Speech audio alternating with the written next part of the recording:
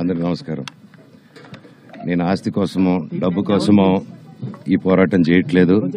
ఎందుకంటే ఇది పోరాటం కూడా కాదు, ఇది ఆత్మగౌరవానికి సంబంధించింది, నా భార్య పిల్లల సేఫ్టీకి సంబంధించింది. ఇది నాతో ఒక మగాడిగా నాతో డైరెక్ట్గా వచ్చి నాతో ఏం చేసినా పర్వాలేదు. నా భార్య పేరు ఇంక్లూడ్ చేయడం, నన్ను తొక్కేదానికి, నా 7 నెలల పాపని ఇంక్లూడ్ చేయడం, నా బిడ్డల ఇంట్లో ఉండగానే అలా బిహేవ్ చేయడం కరెక్ట్ కాదు. ఈరోజు పోలీస్ దగ్గరికి నేను వెళ్ళి ప్రొటెక్షన్ అడిగాను. నేను మొన్న వచ్చి అడిగినప్పుడు మీకు అన్ని ఎవిడెన్స్లు ఇస్తాను.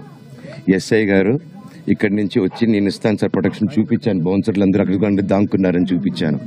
అది కొంచెం చూసి ఓకే సార్ మీరు ధైర్యంగా ఉండండి, మేము ఎక్కడికి వెళ్ళట్లేదని చెప్పి మాట్లాడి పారిపోయారు.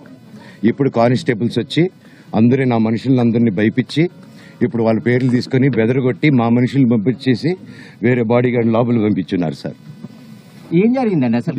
జరగదు కాదు సార్. ఫస్ట్ డిపార్ట్మెంట్ ఎందుకు వన్ సైడ్ తీసుకుంటున్నారు? కంప్లైంట్ తీసుకున్న తర్వాత వాళ్ళకి ఏ అధికారం ఉంది? నా ప్రొటెక్ట్ చేసే మనుషులు పంపించేదానికి అధికారం ఏముంది? ప్రపంచంలో అందరినీ కలుస్తాను సార్, బయలుదేరుతాను.